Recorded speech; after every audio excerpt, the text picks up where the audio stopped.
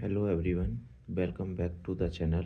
Today we are going to understand one of the most fundamental and powerful concept in electrical engineering, that is electrical current. What is electrical current? If you are studying basic electrical engineering, work in industrial automation, or preparing for interview, this topic is extremely important. In this video, we will not just learn definition but also understand the concept, logic, real life example, formulas and applications of electrical current. What is electrical current? First question is that what is electrical current? First, let us understand what electrical current actually means. मतलब electrical current का क्या मतलब है? What is electrical current? हम electrical current किसे कहते हैं? अभी तक हमने एक डेफिनेशन पढ़ी कि rate of flow of charge, rate of flow of charge is called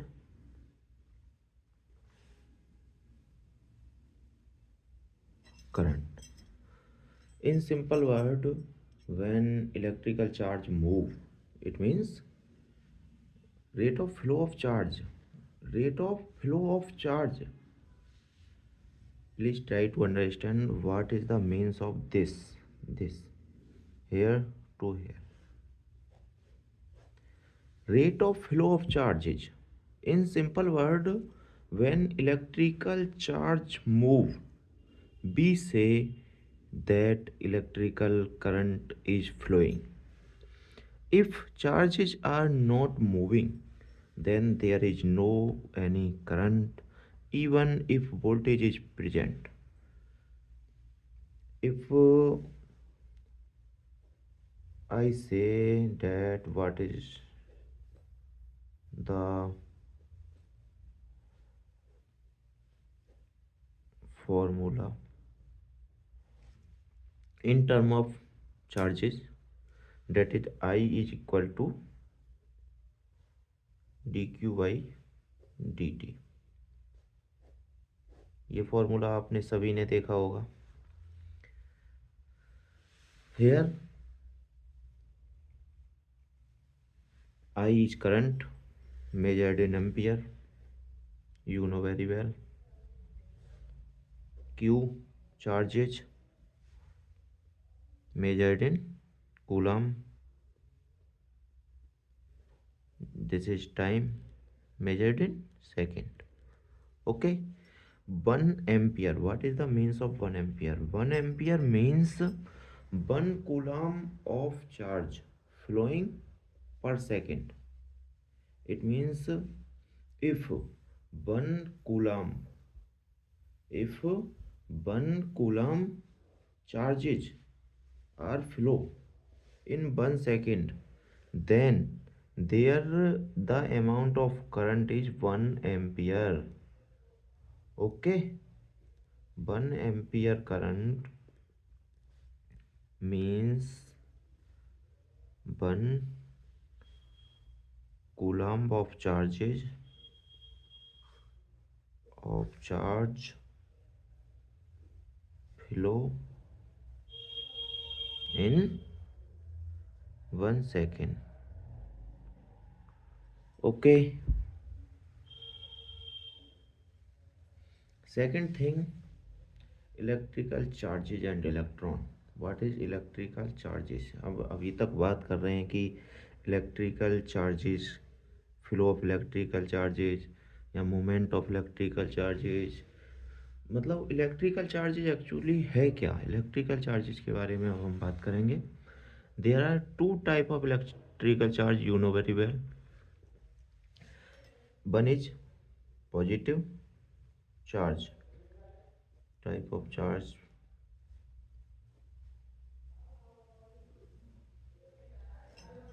One is positive, second is negative. Okay. Positive charge is carried. What is positive charge? Positive charge, positive charge, it means the charge of proton. Okay, you know very well that the neutral is neutron have no any charge. Okay, neutron have no any charge, no any charge. Okay, and proton have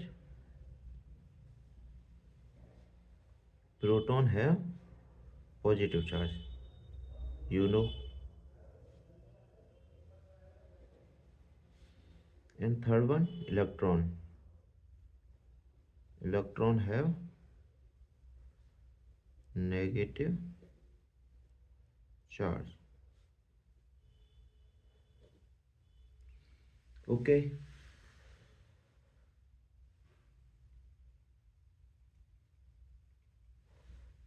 now one another definition of electrical current is that you I think you see this definition anywhere, that the flow of electron या number of free electron is called current. कभी कभी क्या होता है, हम कभी आपने सुना है कि किसी ने किसी भी डेफिनेशन में कहीं ये लिखा हो कि नंबर ऑफ फ्री प्रोटॉन या number of free neutron is called current. Number of free electron is called current. Flow of charges, flow of electron is called current. Okay, why it means, okay, number of free electron, number of free electron. Okay, why the current? Okay, I am written why the current depend on electron. This is very interesting or very important concept. Okay, what is the logic behind it? Please listen, understand. In any atom, in any conductor, what is the smallest part of any conductor, any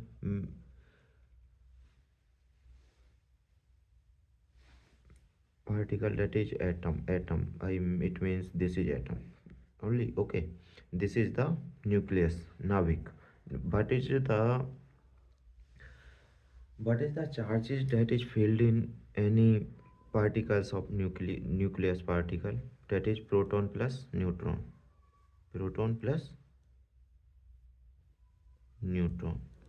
किसी भी परमाणु के नाभिक में proton और neutron पाए जाते हैं, आप जानते हैं. ठीक है, अब इसके परमाणु के चारों तरफ जो हमारी कोष रहती हैं KLMN, यदि हम इनका इलेक्ट्रॉनिक विन्यास करें तो नंबर ऑफ फ्री इलेक्ट्रॉन जो रहते हैं, what is the number of free electron, ये हम अभी थोड़ी देर में बात करेंगे. पर सबसे पहले हमें ये पता होना चाहिए कि नाभिक में प्रोटॉन प्लस न्यूट्रॉन होते हैं. You know very well I think. Okay, और इन कोष में KLMN इलेक्ट्रॉन के चारों तरफ ये अपनी कक्षाओं में इलेक्ट्रॉन गति करते रहते हैं. और जो इन कोषों के अतिरिक्त जो इलेक्ट्रॉन है, this is called free electron. Okay, हम वी नो डैट जिस पदार्थ में नंबर ऑफ फ्री इलेक्ट्रॉन ज़्यादा होंगे वो एक अच्छा कंडक्टर होगा. मतलब उसमें आसानी से करंट प्रवाहित हो जाएगी. क्यों? इसके पीछे का रीज़न हम अभी जानेंगे क्यों. ठीक है, you know that what is the mass. Okay, one concept is here, please listen carefully. What is the mass of electron? We know mass of electron is 9.31 multiplied by 10 the power minus के 31. Okay, you know what is the mass of proton? Mass of proton is equal to 1.67 into 10 to the power minus 27. Okay, आपने सभी ने को पता होगा कि voltage की एक बेसिक डेफिनेशन है कि वोल्टेज एक्चुअली है क्या, आप सभी जानते होंगे। वोल्टेज एक एनर्जी है। एनर्जी मतलब जो किसी भी चार्ज को एक स्थान से, एक डेफिनेशन होती है V is equal to D W by D Q. ठीक है, ये वोल्टेज का फॉर्मूला होता है। इससे हम क्या पता करते हैं कि वोल्टेज किसी भी चार्ज को एक स्थान से दूसरे स्थान तक ले जाने में किया गया कार्य है। ओके, अंडरस्टैंड और नॉट? किसी भी एकांक किसी भी चार्जेज को एक स्थान से दूसरे स्थान तक ले जाने में किया गया कार्य वोल्टेज कहलाता है।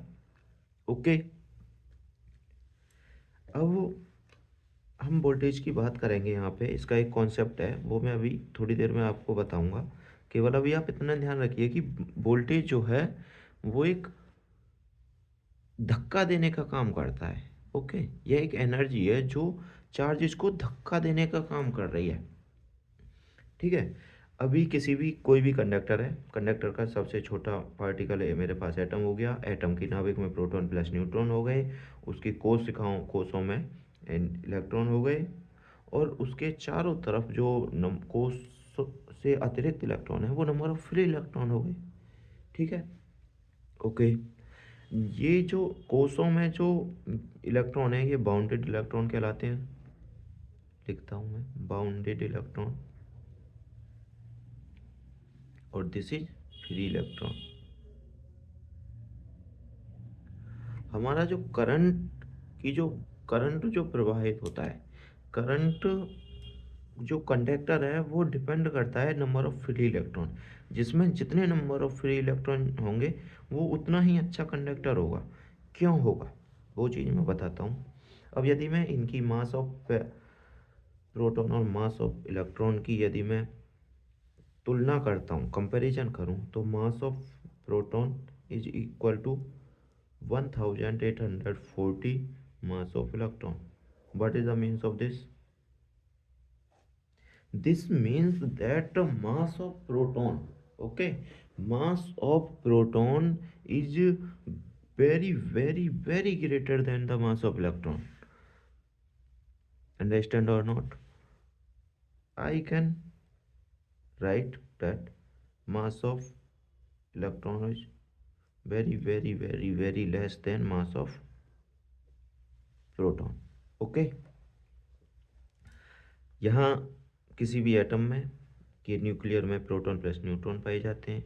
प्रोटॉन प्लस न्यूट्रॉन पाने के साथ साथ उसके चारों तरफ बाउंडेड इलेक्ट्रॉन होते हैं। उसके बाउंड्री के जो बाहर इलेक्ट्रॉन होते हैं वो नंबर ऑफ फ्री इलेक्ट्रॉन कहलाते हैं। यहाँ तक कोई डाउट नहीं होना चाहिए। ओके, अब मैं बात करता हूँ कि कोई भी कंडक्टर है। ओके, किसी भी कंडक्टर में यदि किसी भी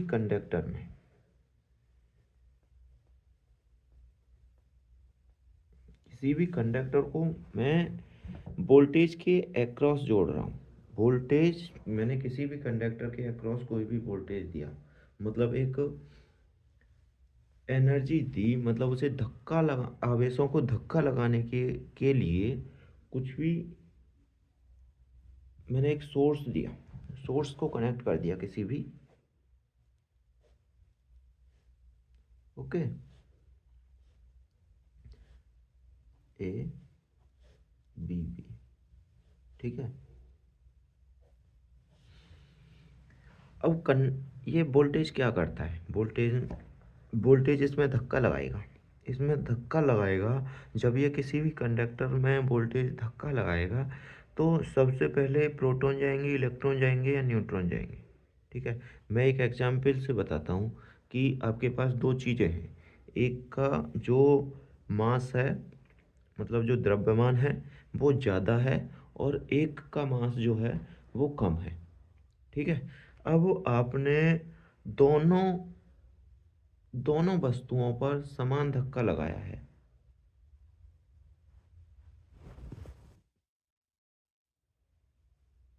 ओके, देन जो हल्की चीज़ है वो जल्दी आएगी, या फिर जो भारी चीज़ है वो जल्दी आएगी।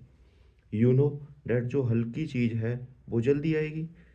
सेम ऐसे ही जो जब इसमें धक्का लगाया जाएगा तो मास ऑफ इलेक्ट्रॉन कम है, मास ऑफ इलेक्ट्रॉन कम है with comparison to mass of proton. इसीलिए ये जो इलेक्ट्रॉन है ये प्रोटॉन से ज़्यादा जल्दी, प्रोटॉन से ज़्यादा गति करेंगे। इसीलिए प्रोटो नंबर ऑफ इलेक्ट्रॉन ज़्यादा प्रवाहित होंगे, और नंबर ऑफ इलेक्ट्रॉन के प्रवाह की जो दर है, मतलब फ्लो ऑफ इलेक्ट्रॉन, को ही हम करंट कहेंगे। Okay, I think you know very well and will be understand everything. So close the topic today. Will you meet tomorrow? Okay, thank you.